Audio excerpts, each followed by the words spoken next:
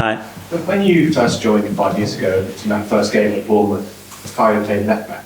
Yeah. Did you think then, oh, this guy's going to be a killer right winger in a few years? That day, no. But I think day by day, the moment that I start to understanding and see the skill set and the relationship that he could generate in the team, I was convinced that long term, medium term, that wasn't his position, and the team needed another kind of threat, creativity, and that he could provide those moments. And slowly we move him first to the left, then to the right, and then we start to see naturally that it was the position that he was feeling more comfortable, and we were consistent there.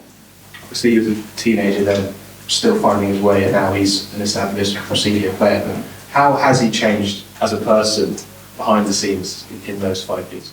Well, you can tell, the way he presents himself, the way he talks, decision that he makes, that he's got a massive role in the team. He's the main figure with 2 or 3 players at the club, and he plays for the national team. He's a very established player right now, and he's deciding football matches for us. So he has earned the right to act and be that way, but at the same time still so humble, close, and charming to everybody. Jordan? Part of that again, and be in an era where Man United and Arsenal were back at the top of the table competing. Well, they were competing and they were the main 2 teams. So obviously, when you are fighting to get that cup at the end, and the tension raises. I think certain individuals as well made it very, very special, and you cannot force that, and we are trying to get there. I'm sure going to be trying to get there, and let's see what happens in the future.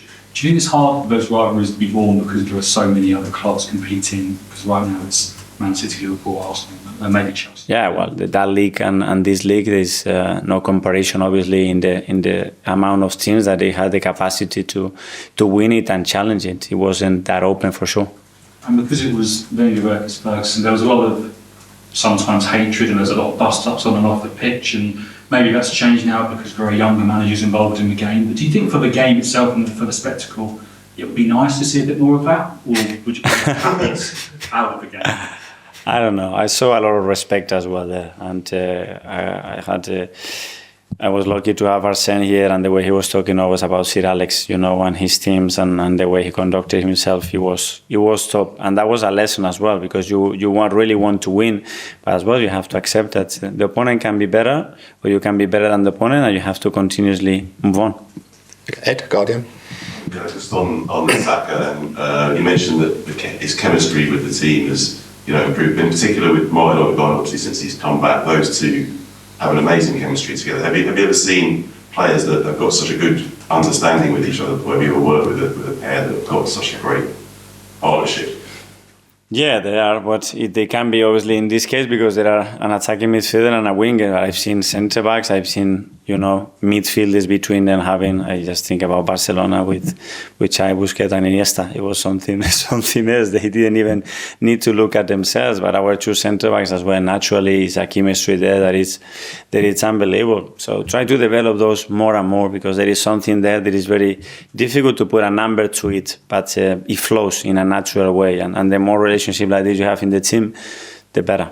And just on Martin, you mentioned that the players have a lot of trust in him as well and look up to him. How important is he to the rest of the squad? Now chasing down Liverpool, a bit of a deficit. To have that belief that you can do that. Yeah, obviously he brings an energy and a stamina, quality that is very difficult to see. And when I talk about that trust, is because he earns it every single day. The way he conducts himself, the way he talks to people, and the way he's constantly pushing each other to get the standards as high as possible. And that's something that obviously he hasn't done it overnight. So credit to him, because he has earned it. Do you think, is there anybody else in the team that gives you that, or when he's not there, is there anybody else that can stand in, or is that another reason why he's so important? There are many others in different ways as well. Martin has his own way of doing, Bukayo has his own way, Jorginho has his own way, Thomas has his own way, Gabi, Saliba, David. There is a lot. Okay, David.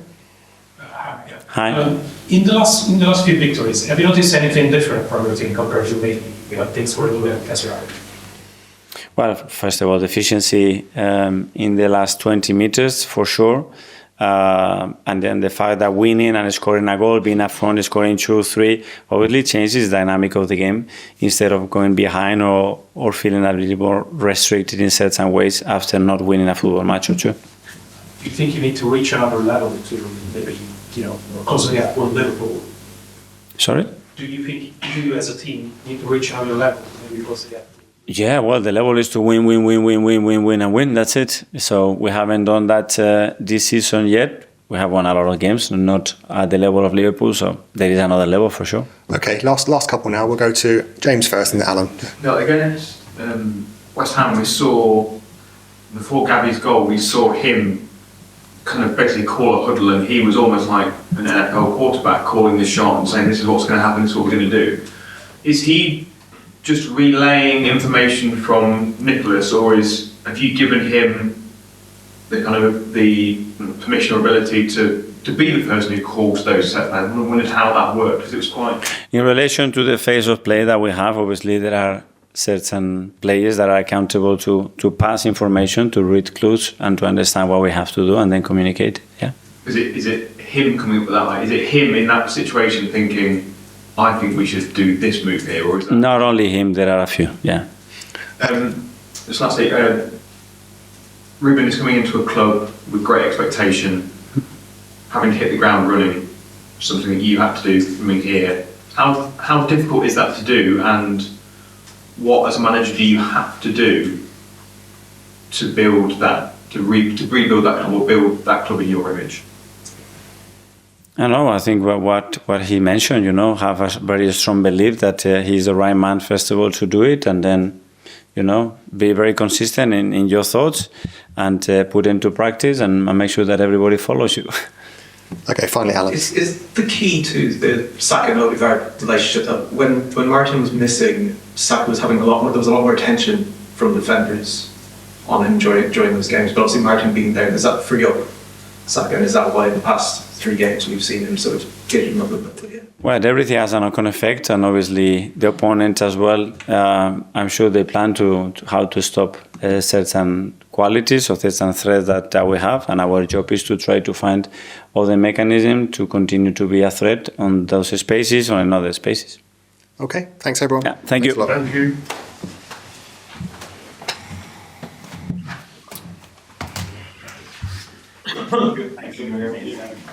Thanks a lot.